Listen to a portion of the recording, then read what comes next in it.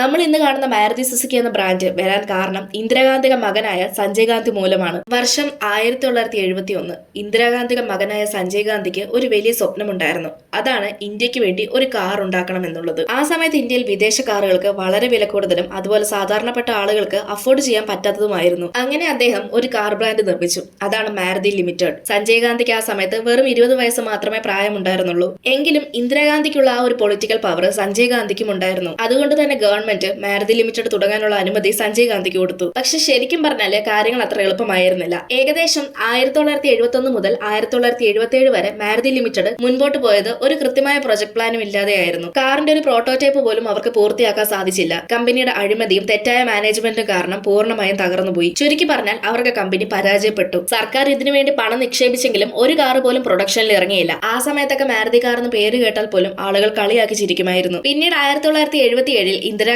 അധികാരത്തിൽ നിന്ന് പുറത്തിറങ്ങി. അതോടൊപ്പം തന്നെ സഞ്ജയുടെ മാരുതി പ്രൊജക്ട് മുഴുവനായി തകരുകയും ചെയ്തു. പിന്നീട് 1980 സഞ്ജയ് ഗാന്ധി ഒരു വിമാന അപകടത്തിൽ മരണപ്പെട്ടു. പക്ഷേ ഇന്ദിരാഗാന്ധി തന്റെ മകന്റെ സ്വപ്നം സാധിച്ചു കൊടുക്കാനായിട്ട് തീരുമാനിച്ചു. ഇങ്ങനെ ഇരിക്കുമ്പോഴാണ് 1981 സർക്കാർ ഒരു പുതിയ കമ്പനി തുടങ്ങാൻ തീരുമാനിക്കുന്നത്. അതായിരുന്നു മാരുതി ഉദ്യോഗ് ലിമിറ്റഡ്. ഈ സമയം അവര് ഫോറിൻ പാർട്ട്ണർഷിപ്പ് തേടി. അതായത് സുസുക്കി എന്ന ജാപ്പനീസ് കമ്പനിയാണ് അവർ തേടിയത്. സുസുക്കി മോട്ടോർ കോർപ്പറേഷൻ ജപ്പാൻ മാരുതിയുമായി ചേർന്ന് ഒരു പുതിയ ചാപ്റ്റർ തുടങ്ങി. അങ്ങനെ 1983 അവർ പുറത്തിറക്കിയ ആദ്യ കാറായിരുന്നു മാരുതി 800. ചെറുതും വില കുറഞ്ഞതുമായ ആ കാർ ഇന്ത്യയിലെ സാധാരണ കുടുംബങ്ങൾക്ക് സ്വപ്നമായി മാറി. സഞ്ജയ് ഗാന്ധിയുടെ പരാജയമായ മാരുതി ലിമിറ്റഡ് പിന്നീട് മാരുതി സുസുക്കിയായി മാറി. അത് ഇന്ത്യയിലെ ഏറ്റവും വലിയ കാർ കമ്പനിയുമായി. മാരുതി സുസുക്കിയിൽ നിങ്ങൾക്ക് ഏറ്റവും ഇഷ്ടമുള്ള കാർ ഏതാണെന്ന് കമന്റ് ചെയ്യൂ. ഇതുപോലെയുള്ള കൂടുതൽ വീഡിയോസ് കാണാനായി ചാനൽ സബ്സ്ക്രൈബ് ചെയ്യാനും ഇൻസ്റ്റഗ്രാമിൽ ഫോളോ ചെയ്യാനും മറക്കല്ല്.